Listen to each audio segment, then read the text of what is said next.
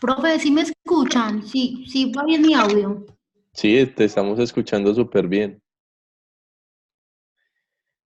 Bueno, vamos a dar inicio entonces a la videoconferencia, nuestra cuarta videoconferencia, eh, para que afinemos los detalles que nos faltan de las entregas de esta semana.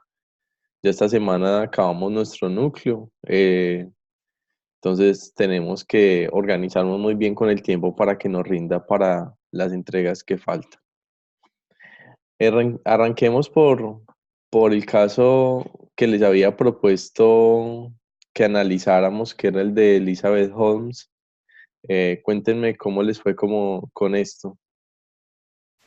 Profe, es un caso muy interesante porque habla de una chica de 19 años que se salió de la universidad como para emprender pues su propia idea de negocio, Sí, basado como en una empresa de tecnología, según entiendo, que generaba exámenes de sangre sí, y que Teran. fue muy exitosa, Así. pero luego tuvo unas acusaciones de unas compañías de una entidad de Estados Unidos, pues y finalmente se quebró la empresa que ella fundó y estaba como en procesos legales. Así es, en este momento todavía está en juicio este caso, el caso de esta persona. Pues parece que la van a... Profe, es que al parecer la máquina que ella tenía o lo que prometía no generaba resultados pues al 100%, interpreto. No se analizó a profundidad como el emprendimiento que ella tenía. Y después por eso fue que la acusaron, tengo entendido. Sí, eso fue unas pérdidas millonarias para quienes habían invertido en ella, en el proyecto emprendedor de ella. Bueno, en realidad en la empresa de ella, porque realmente eso duró muchos años antes de que se descubriera. Pues pues no duró 3 años como para decir que fue un emprendimiento y ya, sino que duró realmente mucho más que eso antes de que ya se dieran cuenta que la idea no funcionaba. ¿Qué dicen los demás? ¿Qué encontraron también los demás acerca de esto? ¿Qué impresiones tuvieron? A ver, los que ya llegaron por ahí, Angie, Natalia, Juan Esteban, cuéntenme, ¿leyeron sobre el caso de esta chica?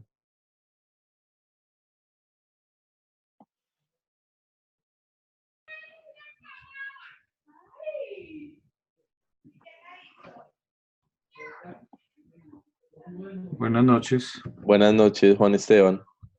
Hola, profe, ¿cómo está? Bien, ¿y tú? Bien, gracias, señor. ¿Leíste sobre el caso de Elizabeth, Juan Esteban? Yo pensé que ibas a participar de eso. Sí, lo leí. Qué pena que es que apenas me pude conectar, acabo de llegar a la casa. Sí, estuve leyéndolo y me pareció bien interesante, porque yo ya había escuchado hablar de esta señora, pues que todo el mundo hablaba de ella porque estaba muy joven, y, pero es que solamente pues lo que pude analizar fue una información errónea, o sea, dio información que no era correcta y todo el castillo de naipes se le cayó. Sí, exactamente. Hay unos temas éticos graves y por eso es que esta persona, bueno, y de hecho legales, por eso esta persona ya está en juicio en este momento. Creo que, o sea, en este momento está procesada y creo que el juicio es el otro año, donde ya van a saber si va a tener que pagar cárcel y toda la cosa. Profe, pero entonces el análisis que se podría dar es que ella se apresuró demasiado y no hizo un buen criterio de investigación.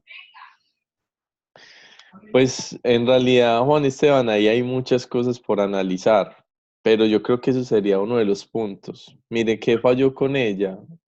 O cuál es una de las lecturas, porque eso, digamos, no son ideas propiamente mías, sino la lectura de lo que se ha hecho de este caso una de las lecturas, perdón, es que ella tenía una muy buena idea, ¿cierto? El concepto de ella, para los que de pronto no están enterados, es que ella iba a lograr que las personas pudieran tener análisis de sangre, análisis completo de su estado de salud, simplemente haciéndose un pinchacito en el dedo.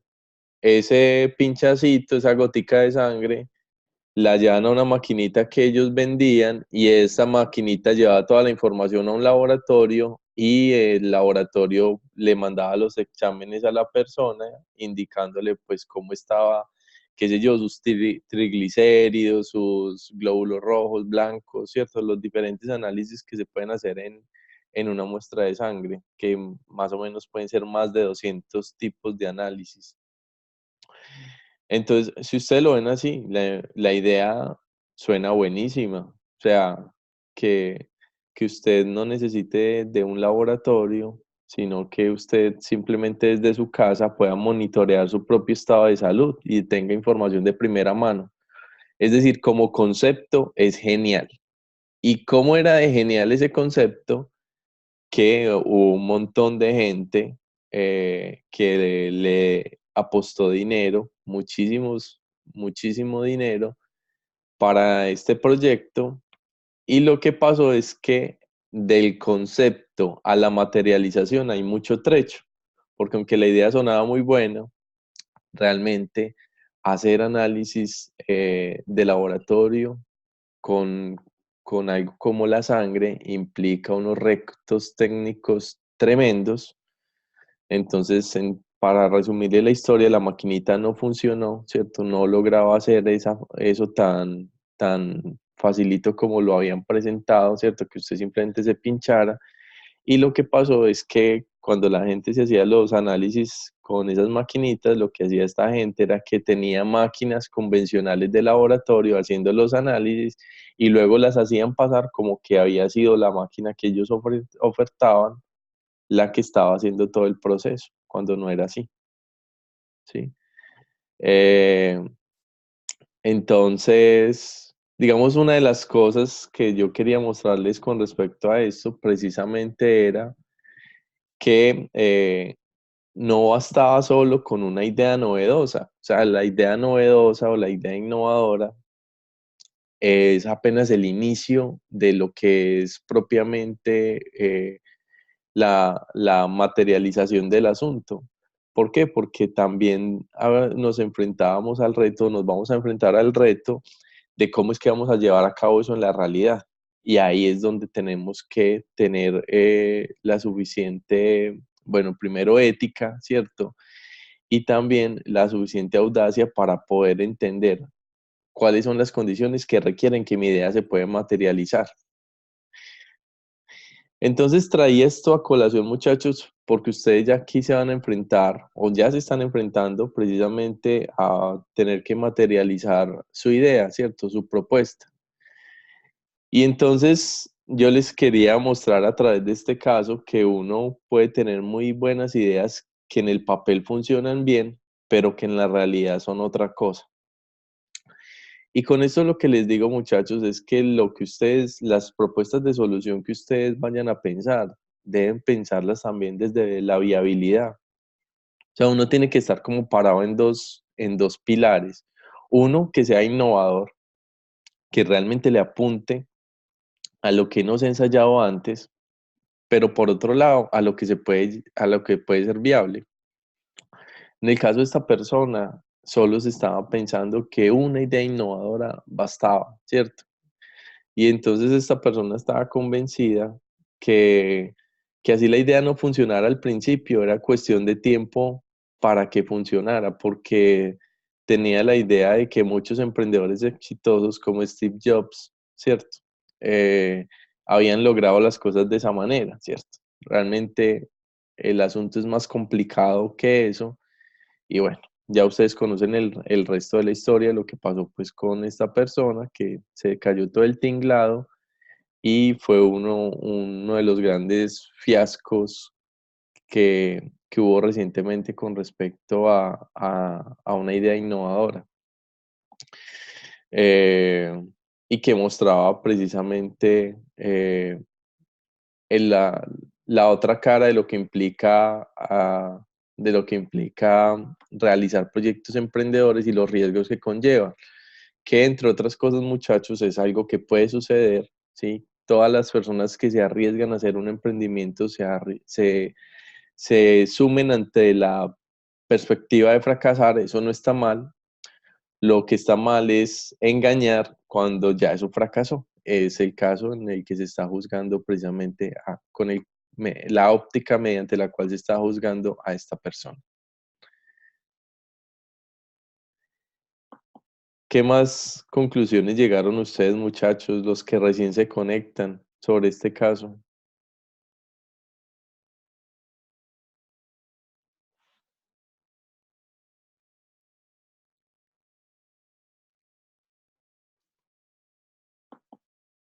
Cristian, Rosario, Natalí, ¿por qué están tan callados? Perdón, perdón, profe, lo tenía en mute. Profe, yo soy conocedora del caso de esta mujer. Me vi el documental, creo que está en Netflix, si no me equivoco. Sí. No, ese era el que estaba buscando en ese momento. Creo que ese documental lo produjo la BBC. Perdón, HBO. Sí, exactamente. Sí. Yo se los voy a mandar, si lo encuentro, pues el anuncio, pero en internet lo logran encontrar. No sé qué tan legal sea ese asunto, pero sé que por ahí lo pueden encontrar. Si no tienen HBO, porque es muy interesante de ver, muchachos. Muy, muy interesante de ver. De verdad que sí. Es como lo que usted decía ahorita, que más que tener una idea innovadora, hay que ver otras vías que en sí son, van ligadas con la idea que uno tenga. Pero, sin embargo, esta mujer, yo creo que desde el principio ella sabía que esa idea no iba a funcionar. Pero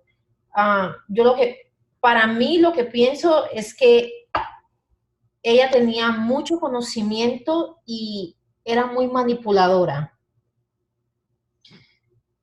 Porque la forma en la que ella hablaba, porque incluso muestran entrevistas que ella tuvo con las personas que la ayudaron con el proyecto y que le invirtieron millones y millones de dólares. Y realmente cuando yo pienso que una cosa es tener dinero y otra cosa es tener conocimiento, ¿verdad? Y muchas veces pienso que las personas que le ayudaron a ella en la inversión de dinero realmente no tenían el conocimiento realmente como en ese campo. Incluso, si no estoy mal, en parte del documental hay un grupo de mujeres que apoya a mujeres emprendedoras aquí en Estados Unidos. Sí. Y fueron uno de los grupos que más le dieron dinero a esta señora, pero como dice usted, porque la idea sonaba mucho, no era algo que nadie en el pasado hubiese planteado.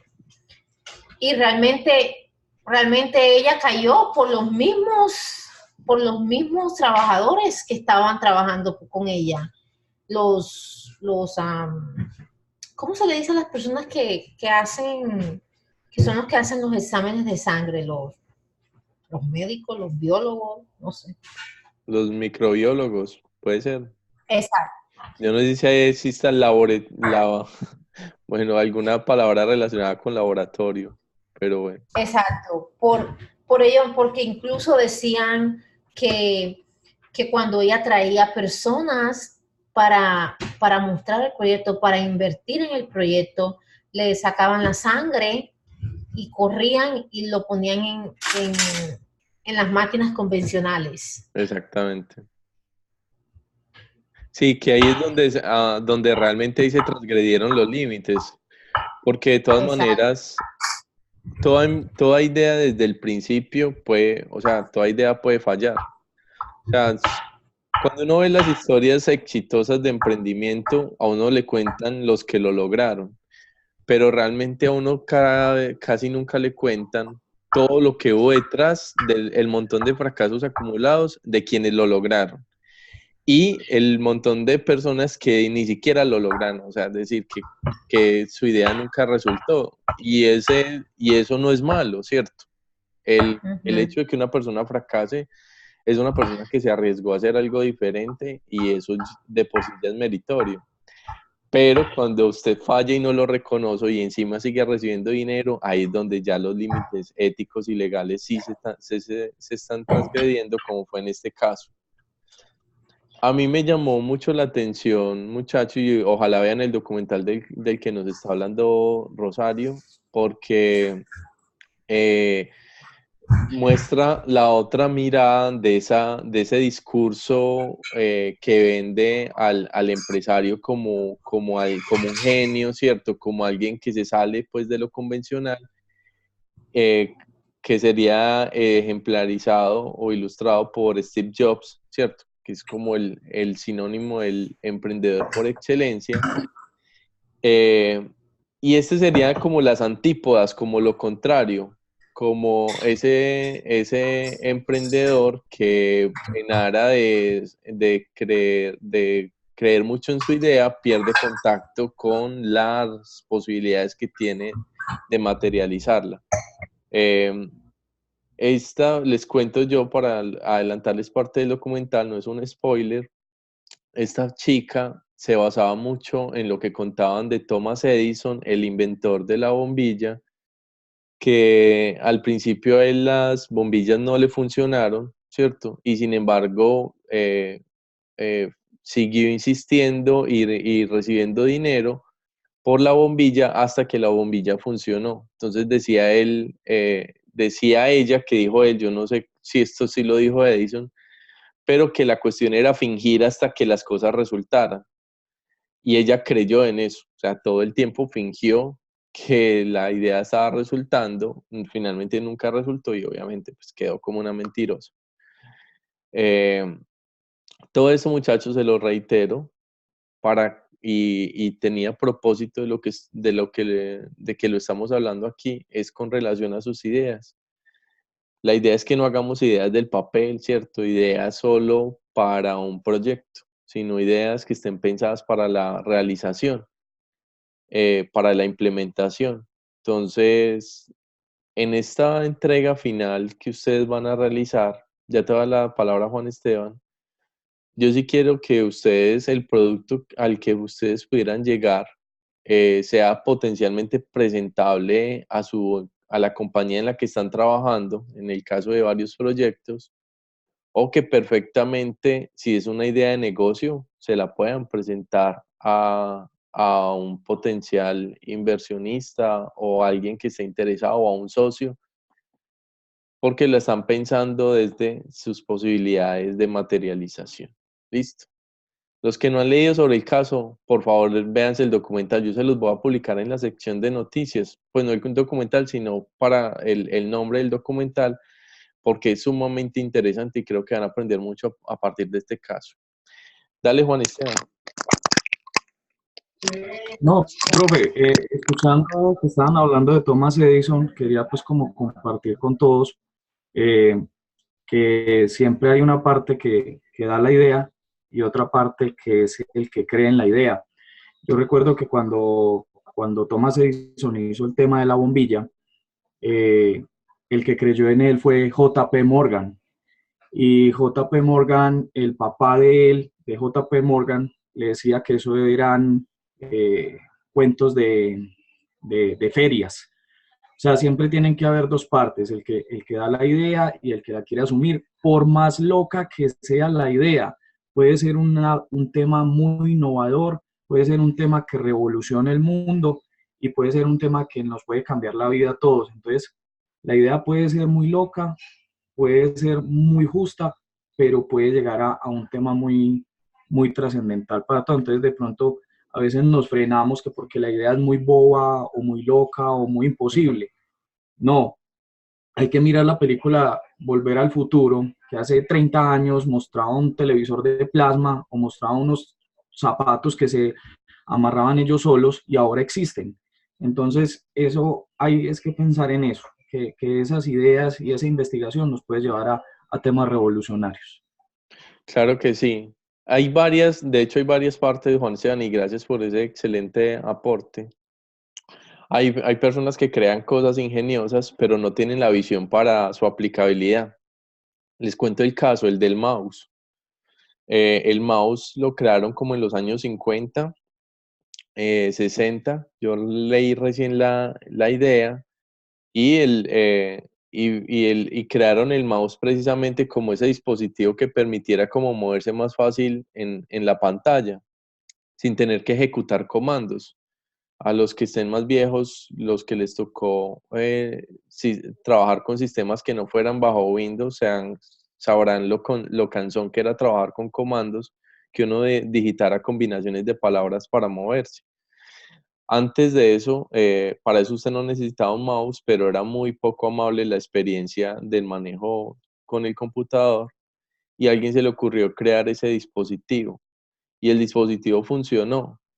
Y solo fue una persona quien vio ese dispositivo, lo que se dio cuenta de lo que habían inventado, compró la patente y volvió eso parte integrante de los computadores. Esa persona fue Steve Jobs. Él no creó el mouse, pero sí se dio cuenta de lo que habían inventado otros y de lo útil que podía ser para las computadoras que ellos estaban desarrollando en ese momento, ¿cierto? Entonces, ahí va otro elemento que nos mencionó, con relación a lo que mencionaba Juan Esteban, también el que tiene la visión precisamente para eso. Y el otro es, digamos, los retos ingenieriles de buenas ideas. Hay buenas ideas que en su momento se dieron, pero las circunstancias tecnológicas no hacían posible que eso se pudiera materializar, ¿sí?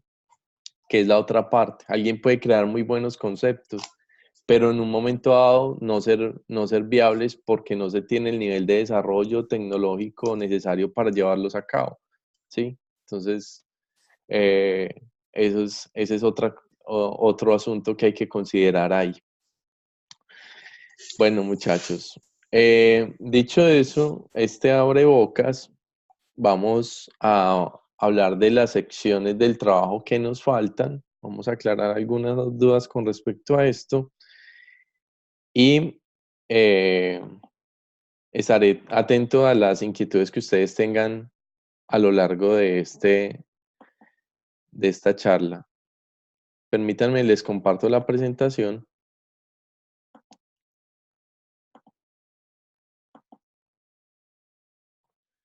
Me avisan cuando vean mi pantalla, por favor. Listo, profe. Ok. Listo, muchachos. Entonces, hablemos de la fundamentación referencial de la propuesta, que fue algo de lo que nos quedó pendiente la vez pasada. La fundamentación de la propuesta va a tener que ver con dos grandes componentes que puede haber en esa sección que ustedes van a desarrollar. Algunos de ustedes ya adelantaron buena parte de lo que es este marco referencial, sin embargo lo voy a hablar en detalle para que lo ajusten y lo complementen. Los demás grupos que no lo presentaron no pasa nada, ese era el acuerdo que habíamos llegado nosotros. Entonces, vamos a empezar por algo. Todos nosotros lo que queremos llegar es a una solución, que yo aquí la llamo hipotética porque todavía no la hemos implementado, ¿cierto? Solo estamos pensando de qué manera vamos a resolver ese problema que nosotros detectamos, ¿sí? Frente a la situación que describimos en el planteamiento del problema, ¿sí? Entonces, frente a esa solución, yo tengo que hacerme dos tipos de preguntas y es, ¿qué estudios, qué conocimiento avala la manera como yo voy a resolver mi propuesta, mi problema, perdón. ¿Sí? Les voy a dar un caso para ilustrarles esto para que se entienda un poco mejor. Me voy a hablar en primer lugar de este primer componente, los referentes teóricos y conceptuales. Listo.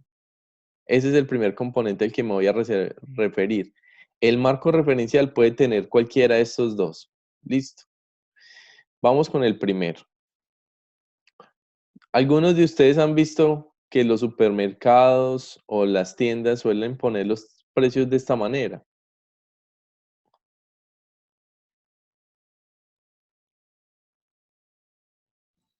Sí, sí. Claro, profe, claro. Ok. Sí, profe. Un dígito Todo cambia el valor de un precio. Ok. Todos lo hemos visto. Yo les pregunto algo. ¿Qué referentes teóricos pueden avalar que esto se ponga de esa manera? Y cuando me refiero a referentes teóricos, me refiero a qué estudios de pronto se han hecho que muestren que esto es efectivo. De pronto saben. Tal vez neurolingüísticos. Es que por percepción creemos que es más económico cuando el número está dado de esa forma. Neurolingüísticos, puede ser. Puede ser. ¿Qué más has sabido de esto? ¿Puedes ampliarnos el punto, por favor? ¿Quién participó? Es que no lo alcancé a ver aquí. Profe, yo, Natalia. Ah, ya, Natalia. ¿Qué sabes tú de esos estudios neurolingüísticos? Profe, lo que pasa es que trabajo en un retail y pues visito un evento que se genera cada año que se llama Góndola y se hace en Cartagena los octubres y pues en algún momento hemos evidenciado que las personas que hacen la capacitación de los eventos son algunos neurolingüísticos y dice que por percepción las personas suponemos o cuando miramos un número de esta forma entendemos que tiene un precio atractivo. Por Ok. ejemplo, cuando nosotros liquidamos los precios al público en todas las actividades promocionales, procuramos exponerlos, pero no que terminen en 3.9, sino por ejemplo en 4.990. Cuando tú Ok. lo pasas de 5.000 hacia arriba, para la gente no se percibe el valor del descuento. Si el producto tiene un costo, digamos, un PVP de 5.500 y luego lo bajas a 5.200, entonces no se percibe el descuento. Pero así se da mínima la diferencia y automáticamente la persona lo asocia con un descuento agresivo. O sea, lo asimila como si fuera de 1.000 pesos la diferencia. Ok. Gracias, Natalia. Excelente esa explicación. Entonces, a lo que yo voy, muchachos, con eso que nos está comentando Natalia, yo no sé si es propiamente el campo de la neurolingüística, porque realmente esta estrategia de marketing es viejísima. Sin embargo, funciona tal cual como nos lo está mencionando Natalia. Hay algo en la manera como nosotros procesamos la información, como la procesa nuestro cerebro, que nos hace pensar que esto es mejor que 5.000, ¿cierto? Sí, que los precios redondos, ¿sí? O peor aún, de lo que estaba mencionando Natalia, que ya ni siquiera es 99, sino 90, que ya lo asociamos a una décima, ¿sí? Hay una manera en que nuestro cerebro procesa esta información, muchachos, que es la que esto resulte efectivo. ¿Y cómo se dieron cuenta de esto? Por los estudios que han hecho de la manera como nosotros procesamos la información. El mercadeo es digamos, es un campo de conocimiento que ha estudiado el ser humano bastante bien, ¿cierto? Y ha encontrado cualquier cantidad de estrategias para ser más eficaces para venderle a las personas. Ustedes han escuchado cosas con relación seguramente a la teoría del color, a la disposición de los productos en las góndolas de los supermercados, que por qué los productos de última necesidad se ponen atrás, para que usted se vaya antojando de otras cosas. Es decir, esto no es casual, muchachos.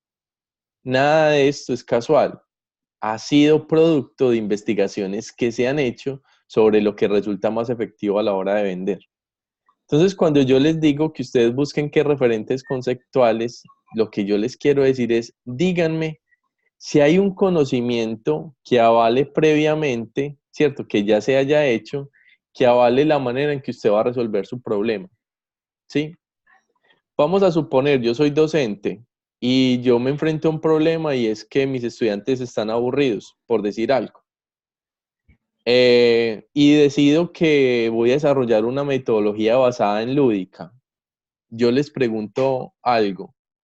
¿Podré encontrar referentes teóricos acerca de esa solución que yo proponga? Enseñar a partir de juegos. ¿Podré encontrarlos?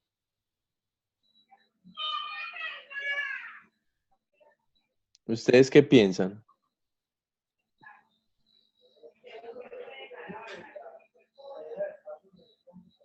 ¿Sí se entendió la pregunta?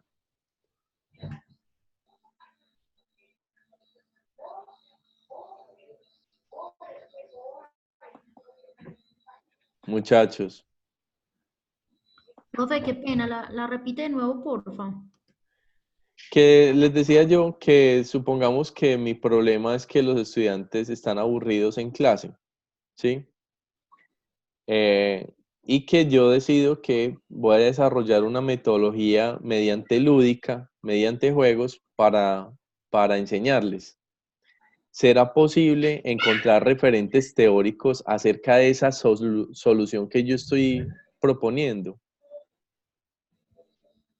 Profe, yo creo que sí, porque hay algunos institutos educativos que utilizan ese tipo de método para enseñar mediante la lúdica. Y que les ha dado resultados. Sí, total.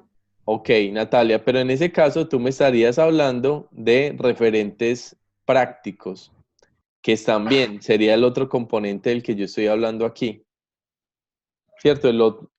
¿Qué otras organizaciones, tomando medidas similares, lograron resolver el problema, ¿cierto?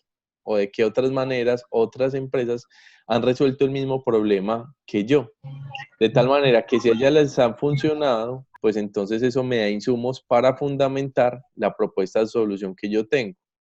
¿Sí? Profe, es que yo lo menciono porque, por ejemplo, en la institución educativa San José Mayanet o en la comunidad de Mayanet, es un colegio español y parte de su estrategia o su forma de enseñanza es mediante la lúdica. Así es. Entonces, pues como por esos temas es que yo lo menciono. Claro que sí, en ese caso serían los referentes prácticos. Los referentes prácticos, es decir, la experiencia de otras empresas o organizaciones frente al problema. Pero, Natalia y compañeros, yo también podría encontrar referentes teóricos, es decir, investigaciones que me hayan demostrado que cuando las personas aprenden mediante juegos, aprenden mejor, ¿sí? O sea, es posible encontrar también incluso referentes frente a eso, ¿sí? Claro, profe, porque aunque por ejemplo yo no sepa en este momento decirte cuáles son esos referentes, queda claro que la institución lo hace porque pues tiene soporte científico que dice que ese método funciona. Exactamente, exactamente. Ese era el punto al que yo les quería llevar. Entonces, muchachos, frente a la propuesta de solución que ustedes van a tener ahora, ustedes van a mirar de qué manera la van a fundamentar. Hay estudios, hay un conocimiento previo que avale la manera en que yo voy a resolver este asunto, o por el contrario, yo puedo encontrar otras empresas, organizaciones que hayan avalado, que hayan ensayado, se hayan enfrentado al mismo problema y eventualmente hayan desplegado propuestas innovadoras o propuestas de cualquier tipo para solucionarlo, ¿sí? Supongamos que nosotros somos el alcalde de Medellín y nuestro problema es el tema de movilidad. Si a mí me pidieran buscar, si nosotros como alcalde fuéramos a buscar referentes sobre el tema de movilidad, ¿qué haríamos? Nos remitiríamos a otras ciudades similares a Medellín que se hayan enfrentado al mismo problema de movilidad y lo que haríamos es el rastreo de la manera como esas ciudades, las alcaldías de esas ciudades, enfrentaron el problema de movilidad para tener referentes y mirar si hay algo que nosotros podamos retomar a partir de eso, ¿sí? Como basándonos en la experiencia. Cristian Gallego también nos dice que hay referentes teóricos acerca del ejemplo que yo aquí les ponía. Sí, Natalia. Profe, no, Eusley. Ah, perdón, Usley. Profe, pero tengo una duda, porque en caso, por ejemplo, que si la solución sea algo de una invención nueva, o sea, algo que de pronto ha surgido por estudios propios, ¿qué se puede colocar en ese, o sea, qué se puede hacer en ese caso? Mira, las soluciones pueden ser nuevas, pero los retos pueden ser los mismos, ¿sí? Casi siempre hay referentes de algo, así sea parciales acerca de lo que yo estoy haciendo, ¿sí? Supongamos, me imagino que lo preguntas por el caso de ustedes. Ustedes pueden explotar una oportunidad de negocio que es una repostería saludable, pero de hecho hay otro tipo de negocios que se han propuesto partir digamos, explotar un mercado a partir de ese concepto de ofrecer productos saludables. ¿Qué otros casos, qué otros referentes yo puedo encontrar frente a ese mismo asunto? Siempre hay algún tipo de referente práctico. ¿Ah? Ok. Profe, yo tengo una pregunta. En las investigaciones que yo estoy haciendo, encontré una empresa que se basó pues en algo teórico. No me acuerdo la teoría cuál era porque era en inglés. Yo ahí en ese caso, entonces, ¿en qué me apoyo? Pues, ¿en cuál de las dos sería? Pues en referentes teóricos, fíjate que serían estudios que se hayan hecho, ¿cierto? O casos empresariales. Otras empresas del mismo tipo que se hayan enfrentado Porque fue al mismo una problema. empresa. Exacto. Sí, porque fue otra empresa de confección, o sea, similar a lo mío, pero ellos se basaron en una teoría. Genial. Estarías en los dos, pero te sirve. Ah, bueno. Siempre que tú veas que el problema es el mismo, ¿cierto? O que el problema es similar en ciertas circunstancias que permita tenerlo como punto de partida. ¿Sí? Ajá. Miren, todos tenemos referentes teóricos, muchachos. Ustedes, por el mismo hecho de que se están formando, ya tienen referentes teóricos, así no los sepan ubicar con un autor en específico.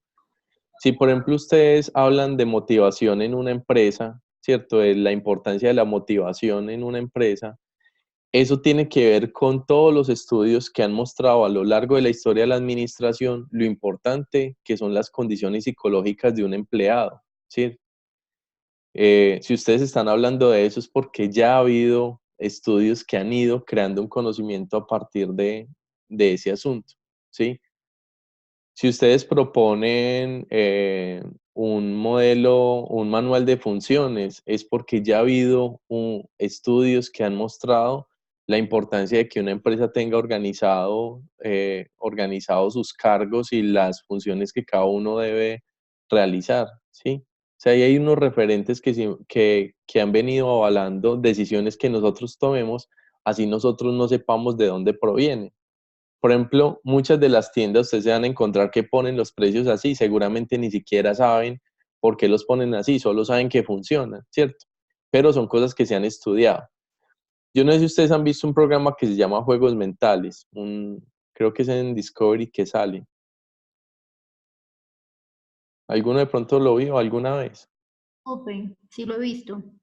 Ok, ahí por ejemplo hacen unos experimentos sociales que son supremamente interesantes, donde muestran todo lo que a uno lo manipulan sin que uno se dé cuenta y cómo lo persuaden de hacer ciertas decisiones de compra de manera inconsciente solo por la manera como a uno le presentan el asunto. Por ejemplo, había un ejercicio que era muy interesante con respecto a los vasos de gaseosa en los cines, Ustedes ven que en los cines uno siempre tiene tres opciones de vasos, el grande, el mediano y el pequeño. Y ustedes se dan cuenta que el peor negocio que uno puede hacer es comprar el vaso mediano, porque es el que casi cuesta lo mismo que el vaso grande, pero trae más poquito contenido. Entonces mostraban que cuando los cines solo ofrecían dos opciones, el pequeño y el grande, solo lograban vender el pequeño, o sea, era el que más compraba la gente. Pero si ponían tres opciones, por el hecho de poner tres opciones, ya la gente se persuadía de comprar el vaso de gaseosa más grande, ¿sí? Porque el negocio hacía el cerebro hacía un cálculo en donde se persuadía de que esa era la mejor decisión.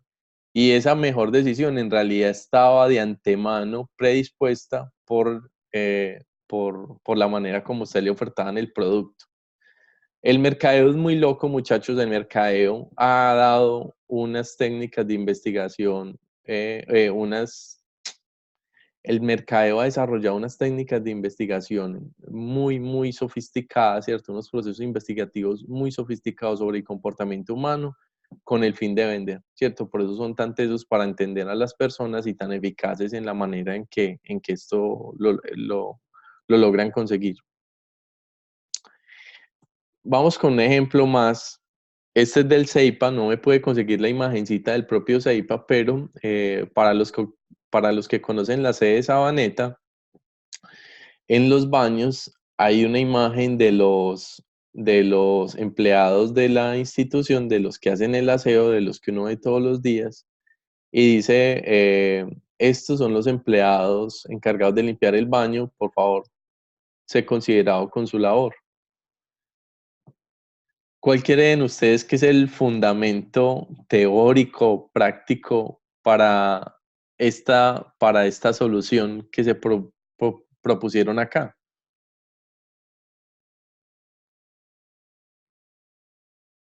O sea, la foto de los empleados está puesta en todos los espejos de los baños del Seipo. Usted va a lavarse las manos y lo primero que se encuentra es la imagen de la señora que se va a encargar de limpiar el baño.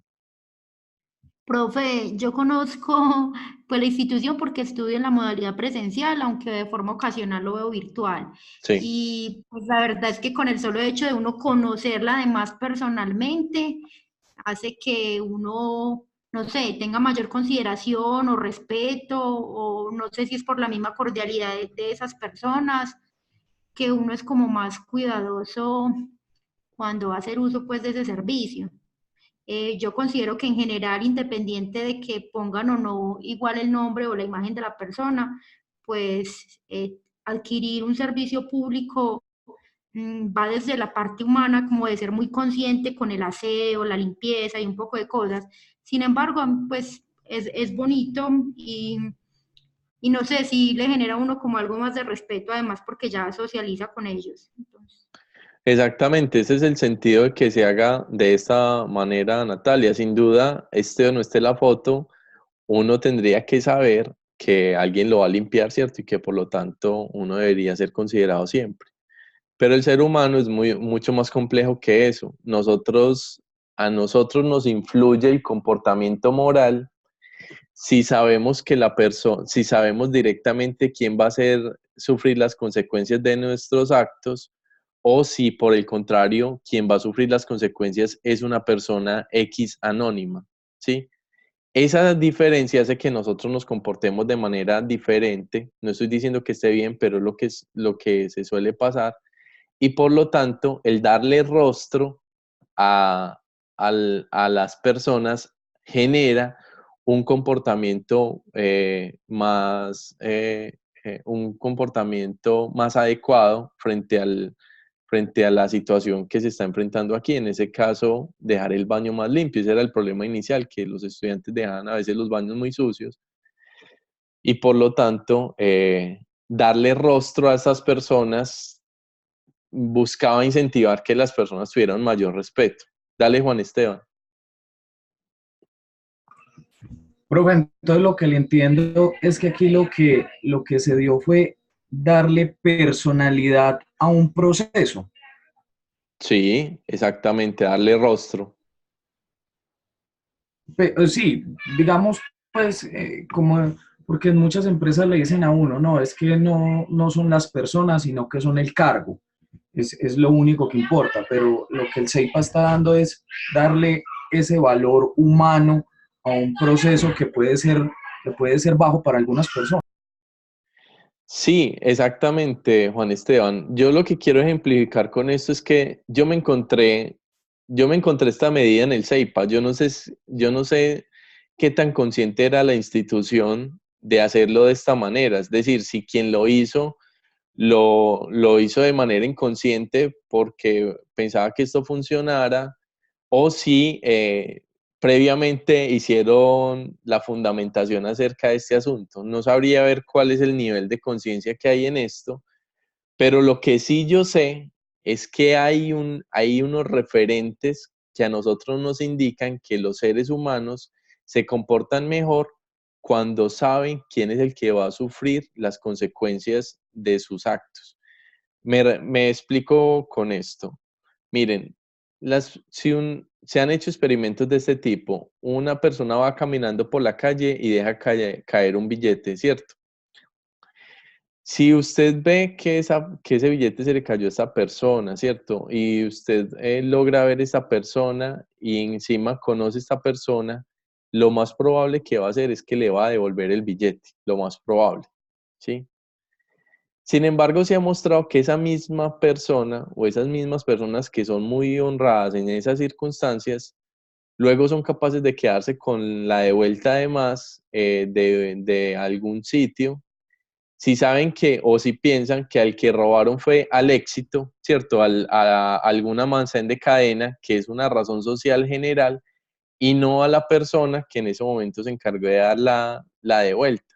Es decir, el comportamiento moral cambia muchas veces dependiendo de si soy capaz de situar a la persona que va a sufrir mis consecuencias o si es un X en general, ¿sí?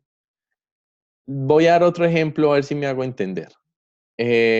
Cuando se han dado esos procesos de linchamiento, que las personas lo linchan en la calle, estas personas individualmente no son capaces, no serían capaces de matar a una persona, las personas que han participado en un linchamiento. Sin embargo, como la culpa es colectiva, ¿cierto? Como lo hacen de manera colectiva, la culpa se disminuye y terminan participando de un homicidio, que es lo que vendría haciendo, pero el comportamiento moral cambia dependiendo de esas circunstancias a las que se enfrenta esa persona, ¿sí?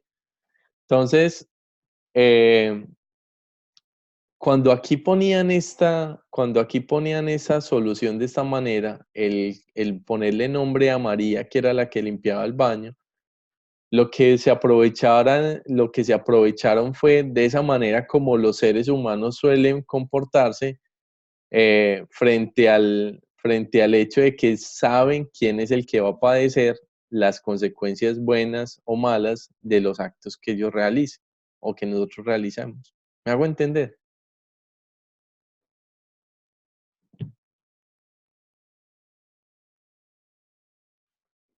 Comprendido, profe, comprendido. Eh, Muchachos, los demás, Adriana, Mauricio, que casi no han participado, Diani,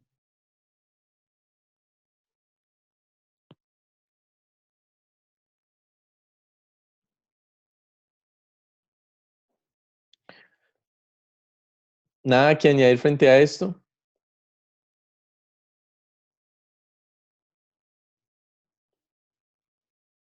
Usley, Ángela. ¿Se entiende el ejemplo de la señora, muchachos? Profe, sí. Profe, sí. Ok. Eh,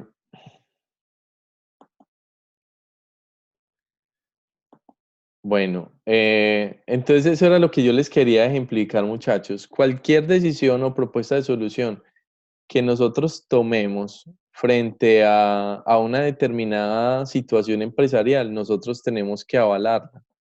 De tal manera que no quede como digamos, solo una solución de carácter subjetivo, que a mí me parece, qué tan respaldada está en lo que otros han experimentado, ¿cierto? Lo que han hecho otras empresas o lo que yo conozco de cómo es que funcionan las cosas, ¿sí? De cómo es, qué estudios previos o investigaciones avalan que yo actúe de una determinada manera o de otra, o que yo aborde ese problema de una determinada manera o de otra, ¿sí? Ahí es donde me tengo que apalancar en lo que he ido conociendo a lo largo de mi carrera, ¿vale? Bueno, muchachos, ese marco referencial, dado el caso, también puede ser el espacio en donde nosotros aclaremos los conceptos claves de nuestra investigación. Es decir, aquellos términos que me permitan aclarar cómo es que yo voy a entender un determinado asunto en, el, en nuestro trabajo, ¿sí? Porque hay conceptos, muchachos, que son bastante conceptos cuyo significado lo podemos entender de muchas maneras y que por lo tanto nosotros debemos unificarlo y decir claramente cómo lo vamos a entender para que no haya ambigüedad en la comprensión de ese fenómeno o de eso que nosotros estamos estudiando, ¿sí? Los conceptos son esas palabras que nos permiten referirnos a la realidad de manera muy precisa, ¿sí? Voy a hacer un paréntesis un momento, donde Cristian nos pregunta algo relacionado con lo anterior y es, en nuestro proyecto encontramos un estudio realizado aquí en Colombia que va muy relacionado con nuestro problema. ¿Nos podemos enfocar solo en ese estudio? ¿Tenemos que referenciar de otro sitio? Cristian, para el marco referencial, lo ideal es que ustedes tengan varios referentes. Es bueno que tengan diversidad solo eh, eh, para fundamentar mejor su propuesta. Bueno, bueno. Vamos a ejemplificar algo con respecto a la importancia de saber los conceptos. Pensemos en estos dos conceptos que nosotros solemos usar en nuestra vida cotidiana. Situación económica y situación financiera. Estos son conceptos, ¿sí? Son palabras con las cuales nosotros nos estamos refiriendo a algo, ¿sí? Si nosotros estuviéramos hablando de estas palabras con respecto a una empresa, ¿es lo mismo hablar de la situación económica que hablar de la situación financiera? No, profe, no, en definitiva no es lo mismo. Cuéntame cuál es la diferencia. Creo que la diferencia radica en que situación económica es como lo que tienes o el patrimonio que tienes hace parte de tu situación económica para definir si estás bien o no económicamente. Lo cuánto tienes para pagar tus deudas. Pues así lo interpreto yo cuando lo he estudiado. La situación económica y financiera son completamente diferentes. Una empresa puede estar bien económicamente y financieramente mal, y viceversa. Ok. Y exactamente viceversa. O estar bien financieramente y mal económicamente. ¿Qué dicen los demás? ¿Sabían que eran conceptos diferentes?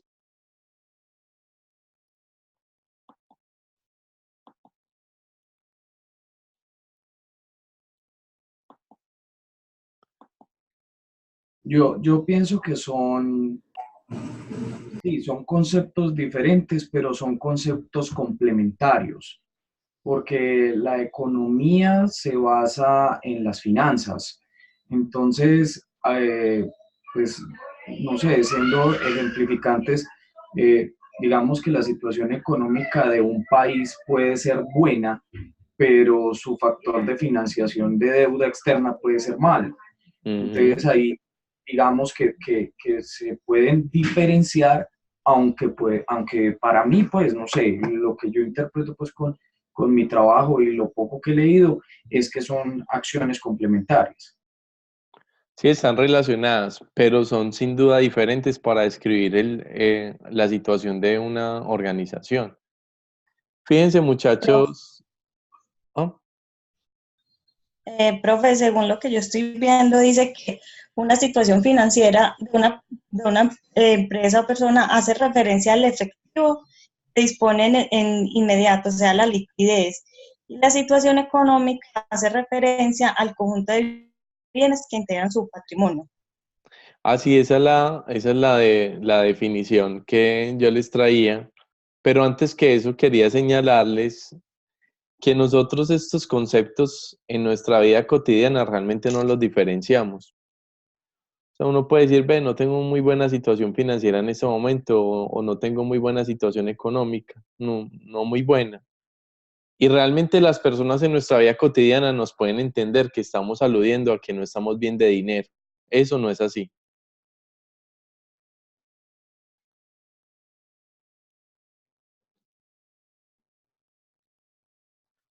¿Ustedes distinguen eso en su vida cotidiana? O sea, cuando hablan en el día a día.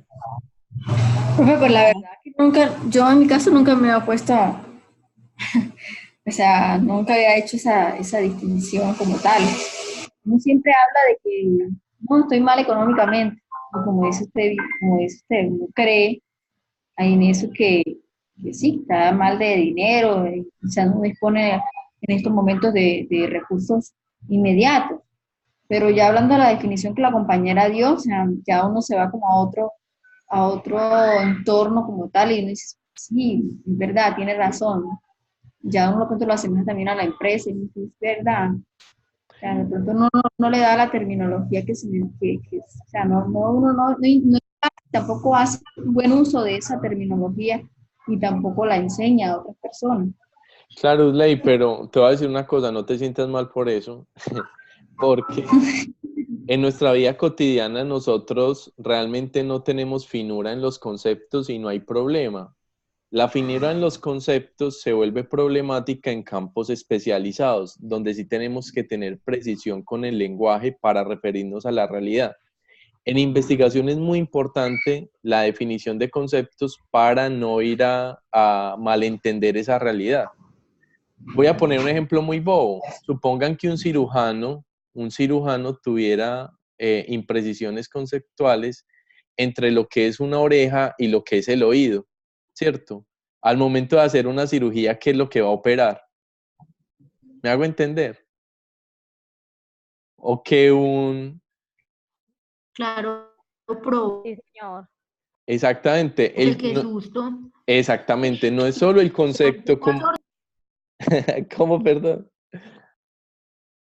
Profe, que qué susto que una persona sea sorda y él vaya y le opere la oreja. No, pues no es lo mismo. Exactamente. Que él dijera, ay, ¿cómo así? Es que el oído no era la oreja o algo así, ¿cierto? Que no tuviera como claro el concepto. No es solo una cuestión mental los conceptos. Esto tiene incidencia en la manera como nosotros manipulamos y entendemos esa realidad. Entonces, en nuestra vida cotidiana no hay problema, pero en términos especializados, sí. Por ejemplo, a los que les gustan los automóviles o a las que les gustan los automóviles o las motos. Cuando ustedes le van a comprarlo, es muy distinto que a ustedes les hablen de que el carro tiene buen torque a que tenga buena potencia, ¿cierto? Si usted no entiende técnicamente qué comprenden esos conceptos, básicamente usted no sabe qué es lo que va a comprar, ¿cierto? Porque ahí nos están hablando de descripciones muy específicas del funcionamiento del automóvil, ¿sí? Entonces, con todo esto, muchachos, ese marco referencial también puede ser ese espacio para el que ustedes aclaren conceptos que de pronto no sean tan fáciles de entender o que requieren que nosotros los precisemos. Supongamos que ustedes hablan de rotación laboral. Ese concepto, ¿a qué está aludiendo? Entonces, el marco referencial también es ese espacio en donde ustedes se dan a la tarea de definir los términos que puedan ser problemáticos, no los términos genéricos. Es decir, no es para hacer un glosario de un montón de palabras, solo es para trabajar aquellos conceptos que eventualmente presenten dificultad porque no tienen el significado, el significado especializado no es tan claro para el común de la gente, ¿sí? Por ejemplo, ustedes, la mayoría o una muy buena parte de ustedes está estudiando contaduría pública. Yo creo que no hay una carrera, bueno, o es una de las carreras en donde la precisión conceptual importa muchísimo, Porque si usted no tiene claro conceptos, suma las cosas o las calcula en donde no deben ir, ¿cierto? Usted tiene muy claro que es un pasivo, que es un deterioro, que es una depreciación, que si no tiene claro con eso, los informes le van a dar malo. ¿Listo? Para aclarar todo esto, Ángela nos había hecho este aporte y es que aquí están las definiciones propiamente de lo que es una situación económica, una situación financiera. Y como bien lo habían señalado ustedes, la situación económica alude al patrimonio, a la cantidad de bienes que se tienen, de bienes y activos que tiene una persona, una empresa o incluso un país. Y la situación financiera alude a la liquidez, ¿sí? A la capacidad que se tiene para responder a las deudas. Entonces, una empresa puede tener una muy buena situación financiera si, por ejemplo, tiene muy buenos créditos o tiene posibilidad de obtener créditos con los bancos.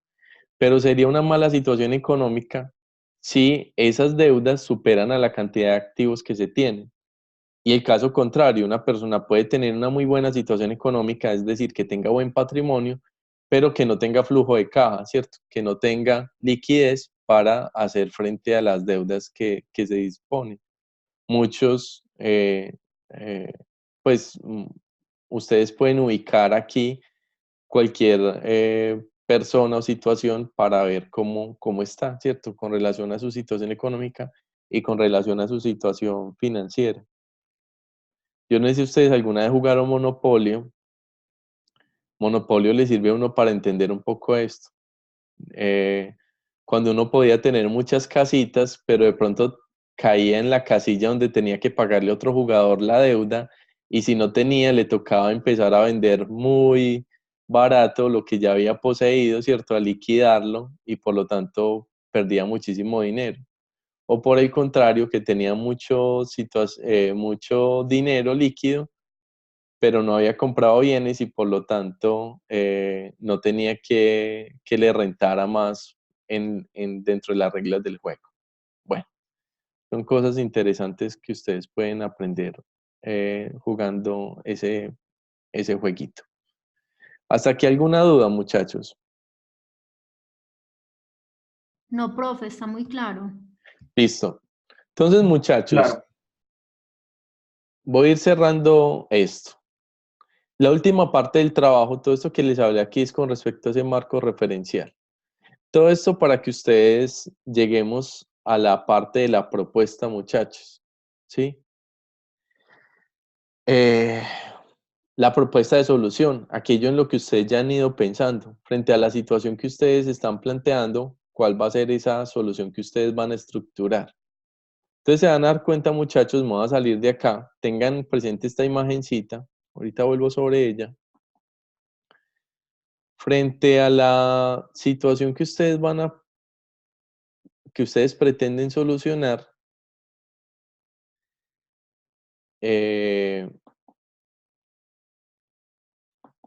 ustedes les dice el instructivo que van a tener que representar en un modelo esa situación. Me voy a remitir al instructivo para mostrarles bien cómo es que funciona esto. Me cuentan cuando ya lo logren ver, por favor. Ya se ve, profe. Listo. Entonces, miren, les habla de la propuesta de solución y les dice que la expliquen en 350 y 300 palabras. Eso es muy poquito. Como es muy poquito, entonces yo lo que les puse en el instructivo, lo que les pusimos los profesores de este núcleo, es que ustedes van a representar en un gráfico, esquema o modelo su propuesta. Es decir, ustedes van a tratar de mostrar gráficamente cómo funciona su propuesta. ¿Para qué? Para que muestren que esa propuesta de solución que ustedes van a crear no es un conjunto de acciones aisladas, sino que eso obedece a un plan, eso obedece a un conjunto de componentes que armónicamente funcionan entre sí, ¿sí? Que eso funciona a un desarrollo sistémico de la solución, de que eso obedece en sí a un proceso planificado. Cuando uno tiene claro cómo es que va a resolver algo, uno lo puede representar gráficamente porque a través de las gráficas uno puede dar a entender más fácilmente el funcionamiento de ese asunto, ¿sí? Entonces, con eso, muchachos, lo que yo les estoy invitando es a esto. Permítanme, les muestro esta imagen.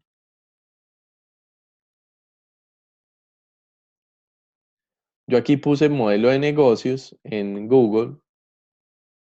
Ustedes no van a proponer todos un modelo de negocio, pero lo que quiero aludir, muchachos, es a que ustedes en ese último punto, perdón, en ese punto de la solución, traten de representar de esta manera, fíjense, de cualquiera de estas maneras, con un esquema, con un modelo, la manera como funciona su propuesta, ¿sí? Bien. Profe, perdón, según entiendo, entonces el esquema solo es para la solución. Sí, solo es para la solución. Que lo que va a pretender Natalia y compañeros es que ustedes logren mostrar en conjunto cómo es que funciona eso que ustedes crearon. Para que Profe, no podemos hacer parezcan, un infograma, algo así, puede servir. claro que sí. El caso es que ustedes me muestren cómo funciona su propuesta, que no son un conjunto de acciones aisladas, sino que eso es un plan. Miren, muchachos, ustedes en la carrera en que se están formando van a tener que hacer muchos modelos. A los administradores y a los contadores, en general a la gente de los mundos de los negocios, les gusta representar sus ideas con esquemas porque son los que facilitan que la información se comprenda más fácilmente. Yo vengo de una carrera yo soy historiador, vengo de una carrera donde el asunto es más escrito. Si algo yo le aprendí a los administradores y de lo que les estoy agradecido, es de haberme enseñado la utilidad de representar visualmente la información para que se entienda mejor. Hay modelos incluso en donde usted puede representar toda una idea de negocio a través de un modelo, ¿sí? Por ejemplo, el modelo Canvas, yo aquí ya lo tenía listico, se lo voy a mostrar. Este que ustedes ven acá, este cuadrito que ustedes ven acá, ese es el modelo Canvas. Con este sencillo recuadro se ejemplifica todo un modelo de negocios, muchachos. Si usted tiene una idea de emprendimiento, usted puede sintetizar esa idea de emprendimiento en estos simples cuadritos mostrando cómo es que va a funcionar, mostrando cuáles son las actividades claves, cuál es la propuesta de valor de su negocio, cuál va a ser la relación con los clientes, cómo segmentó esos clientes en ese mercado, de cuáles son los canales en que usted en los que usted va a ofertar sus productos o servicios con esos clientes, los recursos, cómo hacer el flujo de ingresos, la estructura de costos. Todo lo que debe comprender una idea de negocio, usted la puede representar en este modelo de negocios. No es el único, realmente hay muchos modelos para representar una idea de negocios, pero este es uno de los que, digamos, toma uno de los puntos más fundamentales de cualquier idea.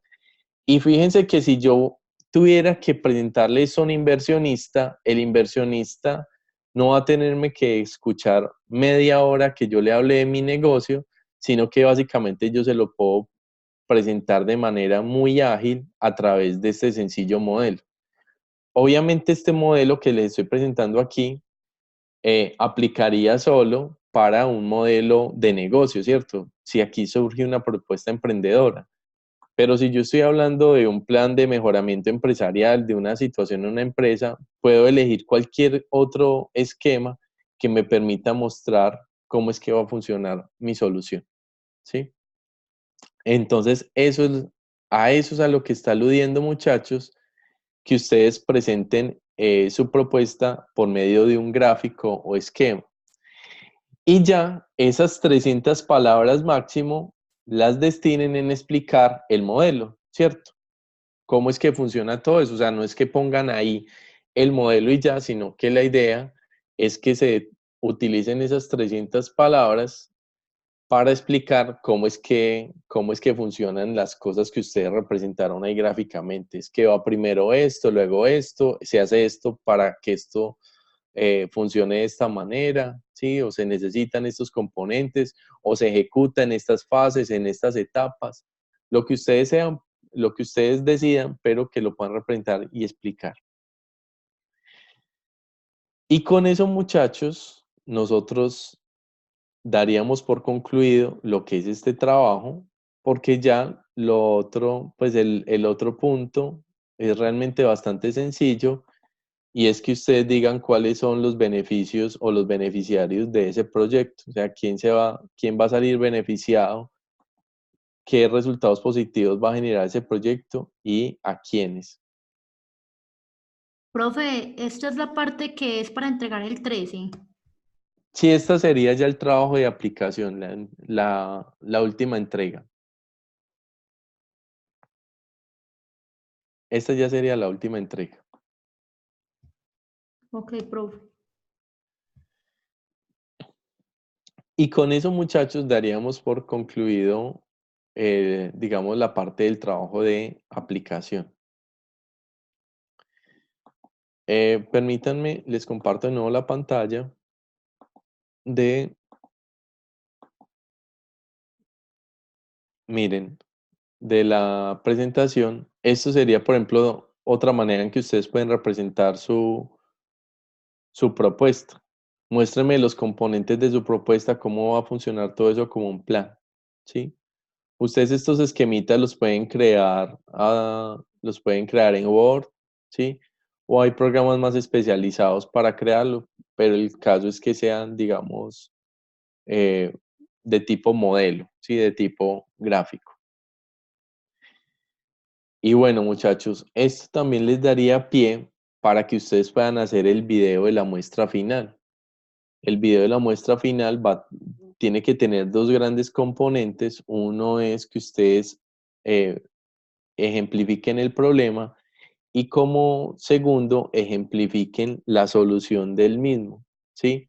Y esa solución tiene que estar o la deben mostrar también como un plan. Entonces, si ustedes hacen esto en el trabajo, logran mostrar este plan, les va a quedar mucho más sencillo mostrar eso en el video.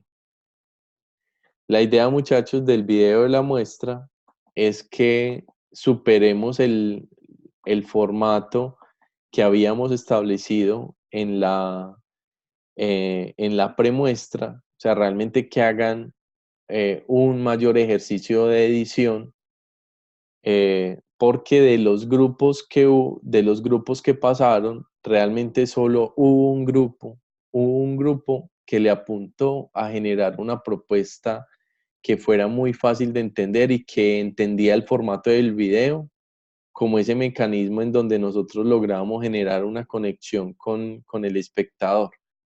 Los demás fueron videos muy rudimentarios. Les aviso, muchachos, en el video no necesariamente tienen que aparecer todos ustedes. Ustedes pueden basarse en aplicaciones que les permitan crear videos. El caso es, lo que yo les voy a calificar es que a través de ese video, una persona que no haya leído el trabajo de ustedes pueda entender de qué se trató el problema y de qué se trató la solución que ustedes le presentaron, ¿sí? Entonces ya ustedes podrán escoger cualquiera de los posibles programas que les permiten hacer eso. Hay unos que son realmente amables para manejar, para ser manejados por el usuario, ¿cierto? No, no se requiere que ustedes se vuelvan aquí productores audiovisuales, pero sí pueden generar unos productos mucho más elaborados para presentar su propuesta. Tengan presentes, muchachos, porque el porcentaje de la muestra equivale a su examen final y por lo tanto tiene un porcentaje muy alto, es del 30% ese video.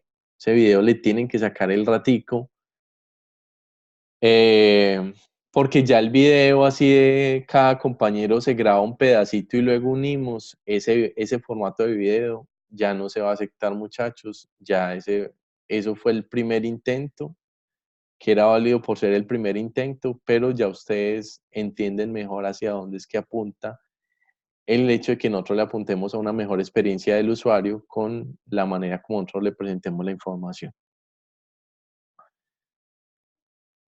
¿Queda claro, muchachos? Claro, profe. Profe, oiga, profe, una preguntita. Dime. No, el video que piden lo último, podemos hacerlo, o sea, continuando con el que ya iniciamos. Pero tienes que tener presente, Usley, que el video es de máximo 5 minutos. Entonces, la mayoría de casos, yo no recuerdo el de ustedes, pero en la mayoría de casos van a tener que crear un producto nuevo, que muchos extendieron del tiempo y tengan presente que también muchos de los videos que propusieron realmente tienen procesos de edición muy, muy rudimentarios. ¿Sí? Entonces, la idea es que creen ahora sí un producto reformado, un producto ajustado con respecto a la experiencia previa que ya se había establecido. La Profe, mayoría, una pregunta. sí. ¿Este video es para el 12 o queda también para el 13? El video de la muestra. Vamos a mirar. Es que el trabajo de aplicación es para el 12 y el video es para el 13. ¿Tiene alguna propuesta al respecto? Profe, ¿y por qué no se puede presentar las dos, el video y el trabajo de aplicación el 13? ¿No es posible? Porque es que de igual forma, yo me imagino que, o sea, es que el video depende como tal a que se termine el trabajo de aplicación. ¿Cómo se va a presentar primero el video y luego pues considero, yo no sé mis compañeros qué opinan? Listo, se los voy a dejar los dos para el viernes 13. Listo. Pero tengan por favor presente el debate que abre el jueves. Ese sí no lo puedo mover, es impagaritablemente abre el jueves. Listo. Listo. Pues, ok. Yo se los muevo entonces, lo dejamos para el mismo día, muchachos, pero ojo con esto, por favor, no se dividan el trabajo pues no se dividan el trabajo que unos van a hacer el video y los otros el trabajo de aplicación, porque realmente uno depende del otro. ¿Listo? Miren, yo les voy a dar un consejo, arriésguense con el video. O sea, el video de cada uno hablando un pedacito es muy cansón. Si ustedes quieren actuar su problema, entonces hay mecanismos que ustedes pueden hacer dentro de la misma videoconferencia que permite hacer esto. Es decir, ustedes pueden crearse unos personajes para mostrar su problema. Pueden usar un proceso de edición posterior a eso. Es decir, hay muchas cosas que ustedes podrían hacer que realmente logren conexión con el espectador. Miren, les comento algo. El periodo pasado, desde el año pasado, de hecho desde el año antepasado, nosotros empezamos la transformación del núcleo de investigación y una de las cosas que nos propusimos era renovar los formatos en los que dábamos a conocer los trabajos. Eso presencialmente, ¿cómo funcionó? Les dijimos a los estudiantes, necesitamos que ustedes nos hagan vivir su problema. No queremos una exposición, ¿cierto? Que la exposición es esto, alguien hablando y un grupo escuchando.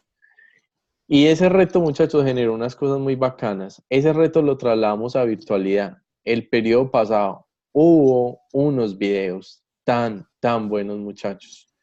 Les digo, cuando ustedes se dan la oportunidad de arriesgarse, sacan cosas maravillosas. Entonces, invéntense algo, pero logren esa conexión con el espectador. Listo. Profe, ¿y no nos puede regalar como tipsitos o qué hicieron los otros grupos como para uno poder tener idea? Programa, sí. Profe, o programas que usted conozca, de pronto dice, mira, hay un programa tal. Hay uno que se llama Powtoon, que se los voy a copiar ahí en el chat. Ese les permite hacer videos. Pero miren, si yo fuera ustedes, pondría en Google programas para hacer videos creativos o animados o algo así. Y seguramente aparte de Powtoon se les van a aparecer otros. Por ejemplo, Cristian ahí nos recomendó VideoScript, ¿sí? Que son, formatos que permiten permiten crear muchas cosas. Entonces, cualquiera de estos muchachos les van a permitir herramientas bien dinámicas para su formato final, ¿sí?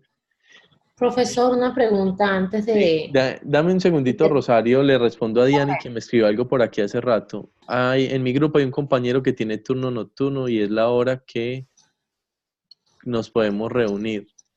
Diana, ahí ya sí les toca ser un poco creativos con respecto a eso. Vuelvo y les digo, en el video no necesariamente tienen que aparecer todos.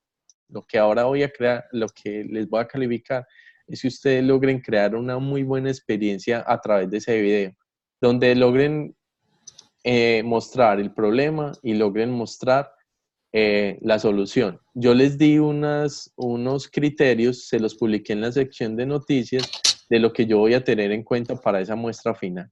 ¿Sí? Tengan presente que es su examen final, por eso es que tiene tanto peso. Tiene más peso que incluso el trabajo de aplicación. Entonces saquen el rato ese video, por favor. Dime, Rosario. Profe,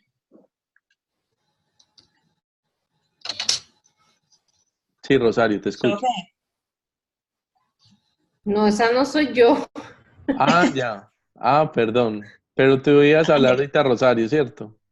Sí, no, solamente le quería preguntar básicamente lo que usted le respondió a la otra compañera y era de que usted quiere que en el video, aunque sea una persona, pero que sea alguien que esté hablando sobre el problema y que plantee bueno, todo lo que vamos a hacer del trabajo.